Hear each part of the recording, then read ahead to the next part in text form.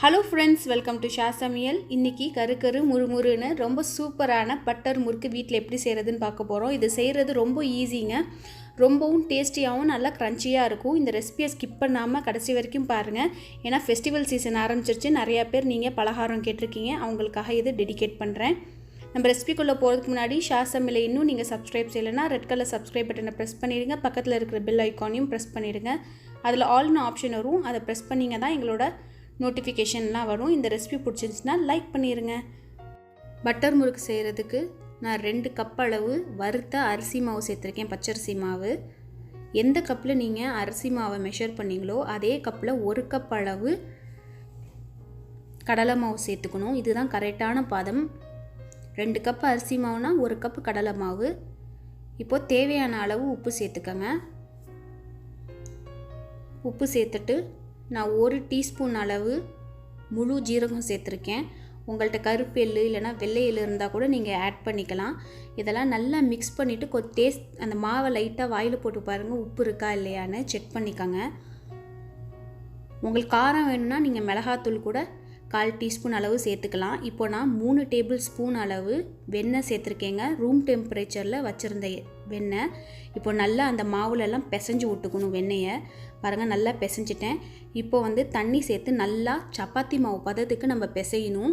ரொம்ப தண்ணி சேர்க்கக்கூடாது. நான் டோட்டலாகவே 1/4 கப் அளவு தான் எனக்கு தண்ணி தேவைப்பட்டுச்சு. பாருங்கள், இந்த மாதிரி நல்லா நீங்கள் பிசைஞ்சால் தான் உங்கள் கையிலே மாவு ஒட்டாது. நல்லா சாஃப்டான ஒரு டவ் கிடைக்கும். ஒரு 5 நிமிஷத்துக்கு நல்லா பிசைஞ்சுக்குங்க. பாருங்கள், கையில் ஒட்டவே மாட்டேங்குது. நான் நல்லா பிசைஞ்சிட்டேன். பிசைஞ்சு உடனே மூடி வச்சுக்கோங்க. உங்களுக்கு தேவைப்படும் போது மட்டும் மாவை எடுத்து நம்ம பட்டர் முறுக்கு போடலாம். ஏன்னா திறந்தே இருந்துச்சுன்னா சீக்கிரம் காஞ்சிடும். அப்புறம் நம்மளுக்கு பட்டர் முறுக்கு சரியாக வராது. இப்போ நல்லா நான் பிசைஞ்சாச்சு. இப்போ ஒரு பிளேட்டை போட்டு நான் நல்லா மூடி வச்சுருக்கேன்.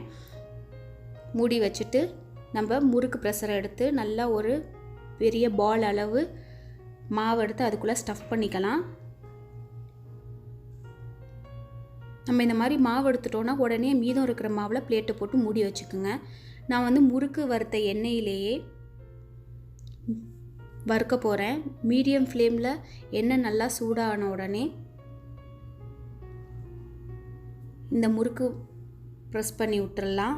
நீங்கள் ரவுண்டாக கூட போட்டு கடைசியாக உடச்சி கூட விட்டுக்கலாம். நான் இந்த மாதிரி சின்ன சின்னதாக லாங் ஸ்ட்ரிங் போட்டு நான் கட் பண்ணி விட்டுக்கிறேன். இது நல்லா கோல்டன் ப்ரௌன் வர வரைக்கும் நம்ம நல்லா ஃப்ரை பண்ணிக்கணும்.